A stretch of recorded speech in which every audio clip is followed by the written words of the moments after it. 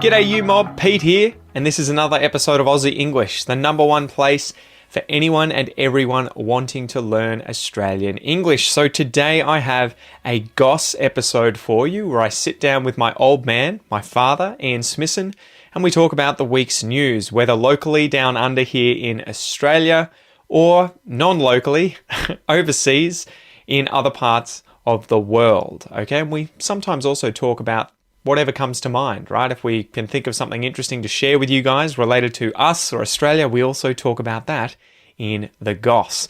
So these episodes are specifically designed to try and give you content about many different topics where we're obviously speaking in English and there are multiple people having a natural and spontaneous conversation in English. So it is particularly good to improve your listening skills. In order to complement that though, I really recommend that you join the podcast membership or the academy membership at aussieenglish.com.au, where you will get access to the full transcripts of these episodes, the PDFs, the downloads, and you can also use the online PDF reader to read and listen at the same time. Okay, so if you really want to improve your listening skills fast, get the transcript, listen and read at the same time, keep practicing, and that is the quickest way to level up your English. Anyway, I've been rabbiting on a bit. I've been talking a bit. Let's just get into this episode, guys. Smack the bird, and let's get into it.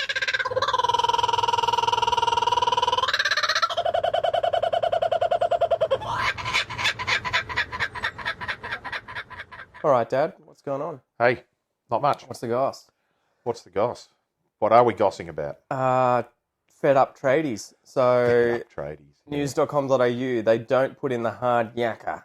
Fed up tradies turn on their own. A lot of expressions. There's a bit of Australianisms in that, isn't there? Yeah, so hard yakka, what's that, Dad? Hard work. And if Yakka-ing work. If you're a fed up tradie? Well, fed up means you're sick of something, and a tradie is a tradesperson. Mm-hmm. Traditionally a tradesman, but of course many are women now. So. And if you turn on your own? Turn on your own means you turn against those that you are colleagues with. Yeah. So the article, tradies in Australia have become synonymous with getting their hands dirty and working hard, but a whole new generation of workers... You suddenly turned in with your Ocker accent. Yeah, I've got to chuck it on, man. But a whole new generation of workers are changing that very image. Generation Z have turned... Z? Yeah. What do you have Generation Z? Generation Z, whatever. Yeah. Have turned up with their workplace boundaries and are changing the industry, leaving their millennial bosses fed up and exasperated. So, yeah, effectively this story was about a Sydney plumber, Tomo. Good on you, Tomo. Tomo. Who's 38, has become so exhausted with the lack of effort from young tradies that he doesn't even bother with apprentices anymore. So I guess the practice here in Australia... Do you want to explain that about apprenticeships? Yeah, well, apprenticeships are, it literally is a training on the job. Yeah. So for trades like plumbing, electrician, mechanics, builders and so on, the traditional way of training is you get an apprenticeship, which means you go and work with a professional part-time and do work on the job, but you also go to school at TAFE, Technical College, to learn the sort of more academic side of it. Mm-hmm. So, well, yeah, like they're done in combination. If you're an electrician or something, you'd be learning all the sort of science around science it. And the legislation around it. How to run a business. Yeah, all that sort of stuff. So it's pretty common in Australia, right, to be a tradie and to have one or more apprentices working under you because they're cheap labour, but the trade-off is that you're training them up. You're training the future. Yeah. Whether or not they end up working for you. Although I think the assumption is that they're usually going to get a job with you. Yeah. But yeah, so the article was effectively talking about how millennials, so I guess that's my generation, are having trouble with the next generation of kids coming through, Generation Z or Z, coming through and just having completely different expectations with hard work, hours worked, pay, everything like that. And so this guy, Tomo, I think he was saying effectively that he had apprentices that he would have to go to their houses and wake them up in the morning, you know, with the mum or whatever, get them out of bed, drag them out of bed. Bring them out of bed to actually turn up on the job and site. They wouldn't want to do the hard work, or they would do a dodgy job. You know, they would do a poor job, whatever they're actually having to do, and that he was saying that it's now so common amongst Gen Zs that he's not even going to take on apprentices anymore. Yeah. And it's funny because my son's best friend's dad, right? So Caden's dad works as I believe he's a brickie or a what are they called again? Concrete layer? Concreter. Is that just concrete? Or we don't have a slang term for that? No. Conky. Yeah, conky, creedy. No, we don't. He works there, but he has apprentices, and he's just like, man, they're so lazy. They're stoned all the time, doing weed, or they just go out and have big nights before coming to work, and then they're just too tired to do these jobs. And he's like, part of the problem too is that no, I can't find anyone who's not apprenticeship age willing to do those jobs of just shoveling find stuff, someone lifting. who's 25 to do it. Yeah, he's like, there's just zero chance. And so he's saying the industry is really struggling at the moment. Yeah. But I guess there's two questions. What was it like? Two questions. What was it like for you when you were younger and tradies, the whole culture and how it was respected as a job, everything like that? And then also, what's your take on sort of Gen Z? Do you notice a change in work ethic and hard yakka? And maybe it's changed in my generation as well, because you're, what, Gen X? Or you're a boomer. Are you a boomer? Yeah. I'm a boomer. Just on the edge, boomer. Well, no, I fall well into the boomer. Do you? About 3 years. Yeah. Okay. Well, what's boomer? 45 to 60, I think, isn't Possibly. it? I don't know. 1945 to 1960, thereabouts. Oh, not 18? No, not 18, no. It was a little bit before my time. Mm-hmm. I'll take those in reverse. I think I actually don't know what kids are like these days, because the last 20 years of my work life were working in universities and with a private company selling and supporting sales of software to universities and schools and businesses. So I really had to deal with anybody under the age of 25 in the workplace. So I can't really tell you what I think of that. There's the sort of cliches that you see and everybody says, and so everybody says the only stories you get are the lazy kids that won't get out of bed, or they can't be bothered digging a hole, or I don't want to do that, or is it knock off time yet? Instead of finishing the job, 3:45, I'm out of here. You hear that, but then it's always reinforced by news stories.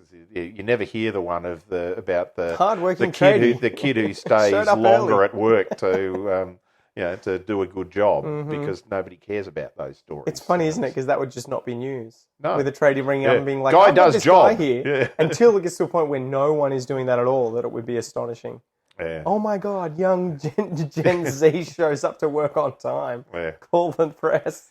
Yeah, and so if you go back in my day, when I was, school age and thinking about, what I wanted to do afterwards, I was always intending to go to university.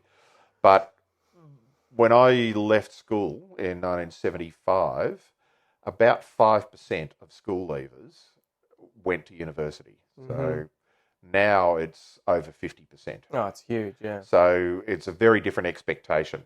So I think if you didn't finish school, or finished school but didn't want to go on to university, then there wasn't an expectation to have a degree to go and work in retail or the service industry or something like that. It's fun to interrupt you there. Sorry, it's funny because I remember being in high school, especially at the private school that I went to, and it was almost a taboo to not actually be wanting to go to university. You would just be like, "What are you, a moron? Like, what do you mean you're not going to university? There's no other option. Like, that's what idiots do, right? Like, I mean, exactly. And again, I'm being extreme here, but that was the basic idea, right? You're in a sort of a very exclusive and biased cohort. But it was just such a weird, looking back on it, it was such a weird kind of environment to think that that was the assumption and that was how we looked at it. Like, what do you mean? There's no other, this is what we do. That's what you do, exactly. But even now, there is an expectation that, a university degree is basically the minimum you need for any professional work, other than trades. When I was a kid, lots of people left school before the end of year 12 or after year 12 and didn't go on to further education, and didn't need to go into a trade. People who went into trades did it as a positive choice. Yeah. It wasn't the last thing left. Mm-hmm. They did it particularly because either they enjoyed that sort of work or they knew they'd make a lot of money and make it quickly. So if you're 16 years old and you leave school to go and become a plumber's apprentice, by the time you're 19, you're a fully qualified plumber, and you've been working for 3 years. Well, and that's the thing. So when I was 19, I was halfway through my first year at university, and I had worked on school holidays. I still remember that there was a guy called Rick Thomas who was at primary school with me, and then went to Bellarine High School. But he lived in Ocean Grove where I grew up, and I remember he all of a sudden was driving around in a V8 Commodore at like 19, and he had his own house, and just being like, "What the fuck? How?" And I think he'd come from a relatively wealthy family because he'd done go-karting and was like trying to go down that road. But he'd become an electrician. Yeah. And he'd left at year 10. He just bailed on school. And yeah, it was one of those things where I remember being at school and at the start of uni and thinking there's this kind of social bias, right, against people who leave school early. It's kind of seen as like, you don't do that. That's, you're an idiot. You're a no-hoper. You're a bogan. You're a moron if you do that. You're just going to end up with some dumb job, doesn't pay very well, and you're going to be stuck there for the rest of your life.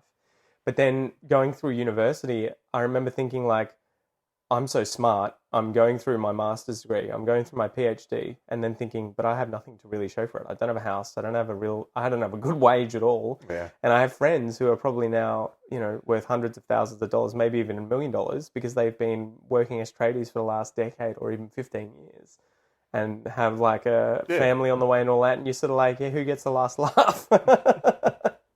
Yeah. But it was one of those things where you're like, some of them, I guess the ones who do get into it and work really hard, at least here in Australia, do end up on really good wages and just end up crushing it from a very young age because, I guess they knew what they wanted and they get into it. Yeah, and look, I think one of the best examples I have of that is when I was a high school teacher back in the 80s and the 90s. Like I remember one girl, at the age of 16, decided, at the end of year 10, she decided, I've had enough of school, I'm going to go and be a hairdresser. Yeah. This was one of the smartest kids I'd ever taught. Yeah. And sort of heads were turning in the staff room. What a waste. What? Yeah, what a waste. What are you doing? And I saw her probably 4 or 5 years later, so she would have been 21, and just talking to her, so what are you doing? Oh, I've got 2 hairdressing businesses now, one in the suburb that she grew up in, one in another suburb. And I said, oh, that's really good, 2 shops. She said, no, I own the building for one of them. She bought the building, bitch, and she rented out the shop next to it. She ran the hairdresser. And so she was clearly, what she wanted to be in was the beauty industry. Yeah. But she didn't want to be a hairdresser. She wanted to be a business person. And that was the industry she wanted to get into. I think that's the thing that I envied. I think for my entire life, I just don't know what I want to do, even now. Aussie English is probably one of the only things that I've been able to maintain for as long as I've done it, besides science at university. But it's still, I feel like I am so, I'm so similar to these Gen Z people from the article, where I feel like I totally get it. I don't like getting up early. I don't like working long hours, doing shit that I don't like, that's laborious, where I have to use my body. I would much rather just be playing video games or guitar or hang out with my family. And so for me, it's been that my entire life I've sort of felt really lazy, but I've always been able to either come up with something clever enough to be able to cover my ass, job-wise, or just do the bare minimum to get by. Yeah, just go and do the hack work. And so I guess my point is I really envy people like the woman you were talking about, where it's like they knew from such a young age exactly what they wanted to do and they've gone and done it and got it. Like they've had that, all they've ever wanted is to be good at this one thing, and it's got 100% of my focus and motivation and discipline, and I'm just going to keep going, and I've done it for 30 years now. And you're just like, from my side, I'm like, I don't know if I have ADHD or I just don't have that kind of concentration or ability to maintain that kind of passion. But I totally envy people like that. Sons of bitches. Yeah, but so I don't know whether it is a generic generational thing. I think there has been and people have, talked about it all the time, that every generation has got it easier than Doesn't the this date previous back to the generation. Romans, where it's been written down in some Roman literature where people are like, well, the kids these days. And you're like, this is 2,000 years ago. I know. Mine would So never have spoken I think to my grandfather like that. there is always that. And look, part of it, I suspect, is not necessarily the reality, but the people who are recording it, publicly recording it, over, whether it be Roman times or whether it be now, are people who are in a position to ensure that their children are going to be in a better position. Like, you are in a way better position than I was. Well, to some degree. Just generically, in terms of Yes. the pathway that you had through what you were doing. I can definitely get way more toys from Kmart these days well, for my kids than you ever got me. We didn't. So We didn't have living the money. the life. Exactly. The amount of Lego that we buy. Exactly. So I think there is that element. But so the people who are recording that and commentating on it are in a position to make it happen. Yeah. I think your average, and I'm not putting down factory workers, but your average factory worker who does 40 hours a week of hard physical work in a factory, and often mind-numbingly boring work, all they want in life is for their kids to have a better life. They don't want their kids doing the same thing. Yeah. And I think that's always been the case. Yeah. But if you're a doctor, a lawyer, a teacher, an engineer, or whatever, you're going to go, I'd be happy if my kid was a doctor or a lawyer or a teacher, an engineer. But not if he was a tradie, But not if he's a tradie. So you have that different expectation. Well, and this is something that's interesting with migrants, right?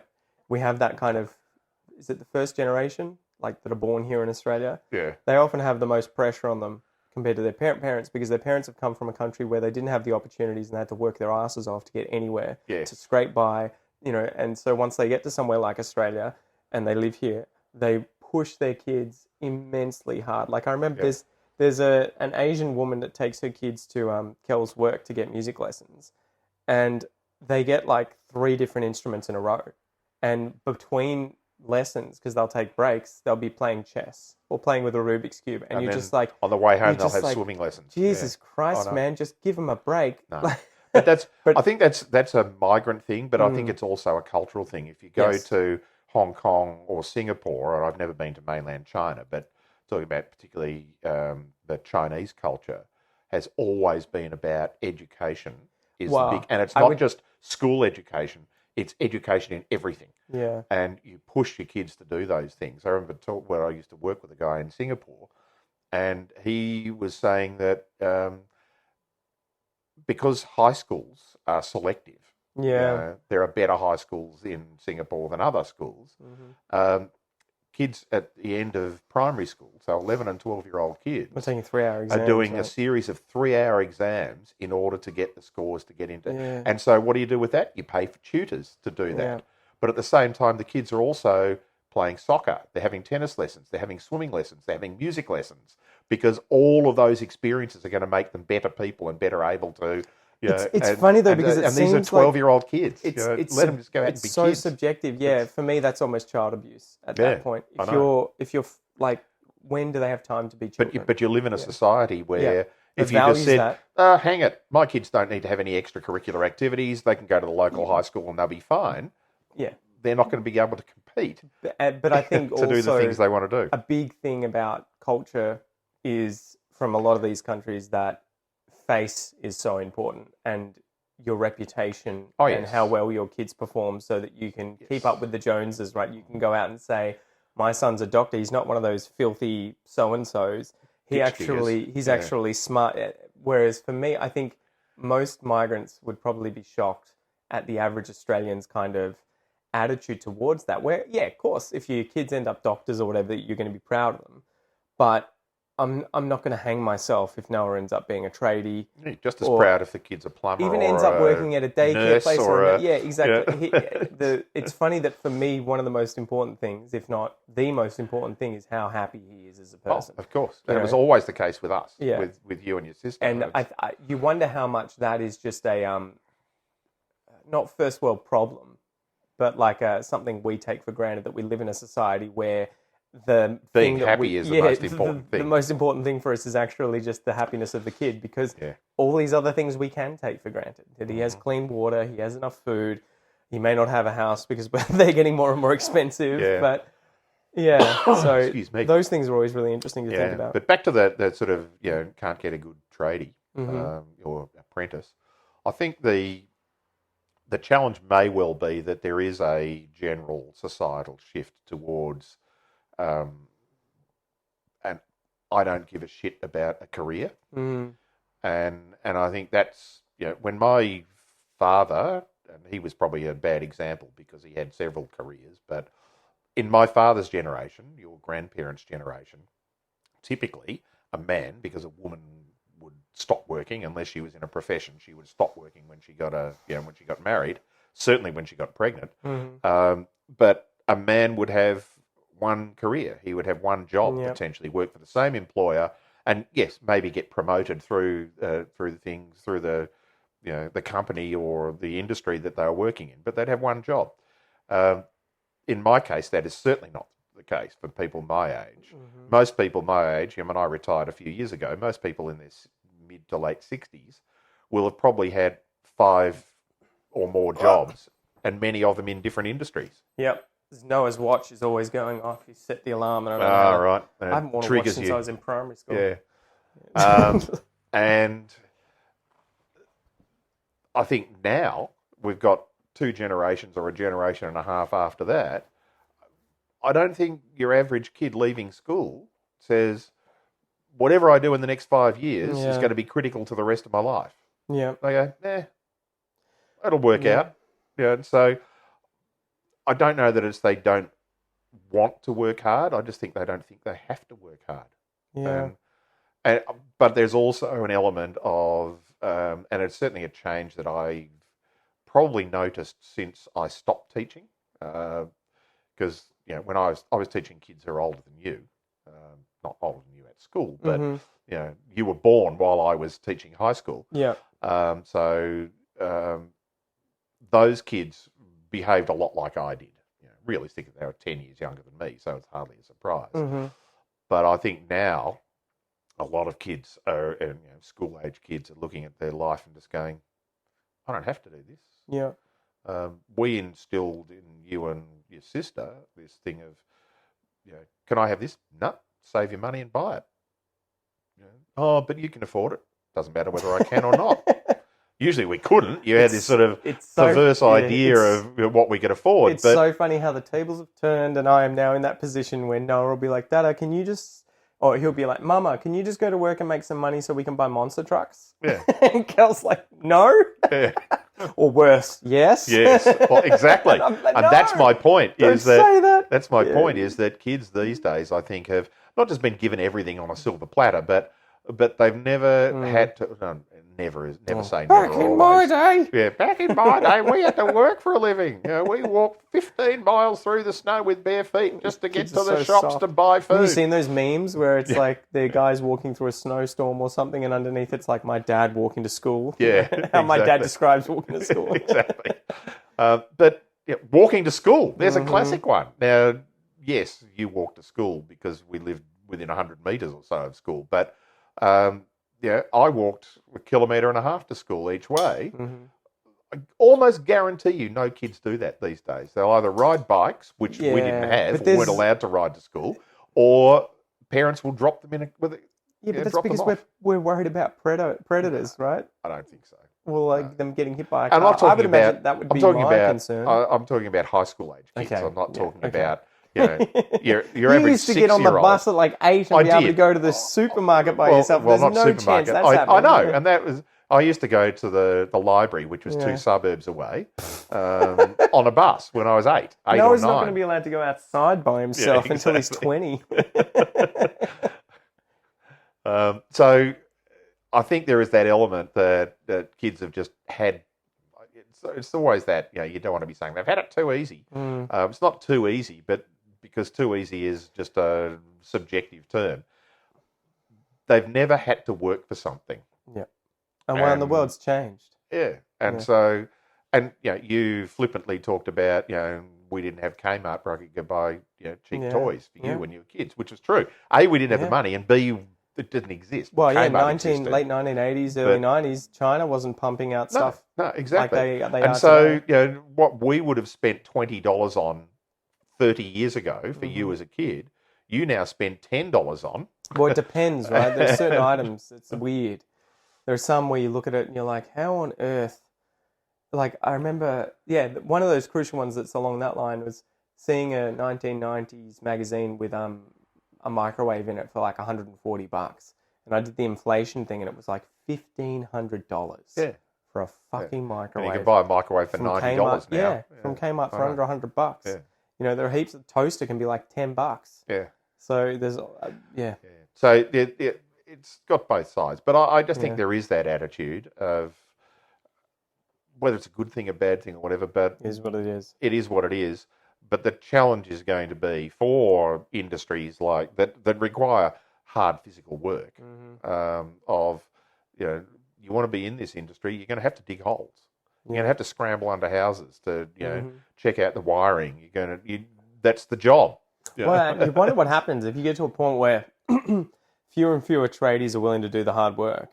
So you just have fewer of them. Surely that's inflationary. Well, that's just going to send prices all the way up. There'll be a balance. Yeah. So all of a sudden you'll have plumbers and electricians earning $300 an hour, in which case more kids are going to want to do it. In which case they go, in 3 years' time, if I can earn $300 an hour, I'll go and dig a few trenches now. Yeah. Whereas they look at it now and go, for $50 an hour, why would I bother? Because that's probably what they're getting paid, whereas the plumber is earning a lot more than that, but they don't see that. So. It's funny. I think it was South Park had this episode recently that I watched that was about handymen becoming millionaires because I think it's like Randy Marsh, right? Stan's dad works out that he doesn't know how to repair anything. Yeah. And he rings up his friends and they're like, oh, you don't fucking know. Like he's like the oven breaks and he's like, I don't know what to do. And so they ring the local tradie, the local handyman, and he comes over and fixes it. And then he's like, I've also got to fix this light. What do I do? And he's like, I'm sorry, I've got to go to another job. And it gets to this point where everyone starts freaking out and hiring the same guy. And he starts making loads of money and just pushing everyone back to like, I can't, I'm not free for another year and a half. And he's like, I need the light bulb changed now. And so it was funny just thinking about that idea, I guess, of there being fewer and fewer people who now are good at, who just never learn those sorts of technical skills from their parents or their grandparents to fix things. One, because things have gotten so complicated. Two, and they're solid state now. Yeah. Two, they get thrown out as soon as they break, which is one of those things that's sort of heartbreaking. But at the same time, you're like, it's going to cost me 10 times the amount of a freaking microwave to have it repaired. And I use the story I use about that, and you've heard this story before, is the toaster that we used when I was a kid. It was a steel toaster with two flip doors, the little handle on it. You flipped it open, you put your piece of bread in, flipped it closed, opened it up, turned it over. And this so it was always only warm on one side. Exactly. And that toaster was inherited by my mother as a second-hand one from her parents. Yeah. So by the time I was 10 years old, it was probably already 30 or 40 years old. Yeah. And when the element blew, I would go to the hardware store, buy an element for $1, and take the old one out, install it myself. You learn how to do it by trial and error. Ironically, nowadays you just wouldn't be able to find an element. You can't. No, you go and buy. You can buy. And if I wanted to replace that toaster, to buy that toaster, it probably would have cost me $10. Yeah. Which in the 1960s, that'd be the equivalent of a couple of $100 now. Yeah. And so, well, maybe $100. But now I can go to the supermarket and buy a toaster for $19. Well, I was going to say, in Noah's life, I've probably been through at least 3 toasters because they just break. When it stops working, you throw it away because it's solid state. There's nothing to open up. Yeah. The only thing you can open up is the crumb tray at the bottom. There's nothing in there that says, pull it, because it's all got this little computer chip in it that drives everything. And that's the thing that breaks. It's not the mechanics that break. And so we've got this society now where everything is throwaway. So people just haven't got that. I'm not sure I was ever going to become an electrical engineer because I learned how to change an element in a toaster. But it meant that when I was 12 years old, I could change the element in the toaster. It's meant that the first response I have to something is, can I fix this myself? Yeah. Not, I need somebody else to fix it. Well, and a big problem too is that companies don't want you to be able to fix things. Of course they don't. Like, look at the iPhones, right? Or the iMacs that I've got here. Well, you can't replace a battery in an iPhone. Well, it's all connected together so that you have to replace. And if you do want to replace anything, you got to replace the entire thing. Yeah. Or like the motherboard is attached to the keyboard, is attached to the screen, is attached to the... and you're just like, I just want the one key changed on the key. Oh, you're gonna have to completely change the computer, mate. Like it's Yeah. gonna be $2,000. And if it's a You're laptop, just like, oh my god. you can't pull the keyboard out of a laptop. It makes it simpler for them, but it also maximizes profit. It's built-in redundancy. Mm-hmm. So yeah, I don't know. It'll be interesting. I guess that's the good side of it though with tradies. And if you're a tradie, I would be thinking it's almost like when drugs are caught, right? So people find, say, $100 million worth of cocaine. All the cocaine dealers who are sitting on cocaine are thinking, wow, the price has just doubled. So I would be thinking if you're a tradie and you're a good tradie, I'd be like, well, I'm not worried. I'm good. I'll still always have a job and I'll just increase my prices as demand goes up. Yes. So be as crap as you want, Gen Z. I'll keep crushing it. Yes, it'll be Gen Z 2 that makes the money out of it. I think they're called I don't know what they're called. Alpha. Alpha. Yeah. Well, we've gone back to the other end of the Generation alphabet Alpha. and turned it Greek. That's it. I'm pretty sure I saw that today. And Generation. was like, So were these 2014 onwards. Right. So these are Our 10-year-olds. kids, yeah. Yeah. Or your grandkids, yeah. These are all Yeah. alphas. And the next ones, I guess, are going to be betas. Bakers. Anyway, I don't know. It's something interesting to think about. The other thing to end here is Kel always finds it so interesting compared to Brazil, where, again, there's that societal kind of, not a taboo, but the way in which they look at tradies in Brazil is like, oh, you're uneducated, you're poor, you're not. I mean, again, this is from my experience of talking to her. I haven't been there, I don't know. But she says it's not looked at anywhere near the same way that we look at tradies. Like, I'll meet a tradie and you'll be like, oh, okay, you're pretty well off then, right? Like, oh, you're a bricklayer, shit, you're probably on 150K a year. You're probably rich, you probably got a big house, all that sort of stuff. And I think that was one of those things that blew her mind when she came here. She was just like, how? But I think housing prices is probably a big part of that, right? The fact that houses cost so much to build, and so all of the tradies just increase their prices with the housing prices and not necessarily naturally with wage growth. No. You wonder if that's going to maintain itself. Who knows? Any parting gifts? Learn how to dig holes. People will always need holes dug, even if it's with a machine. See ya. Bye.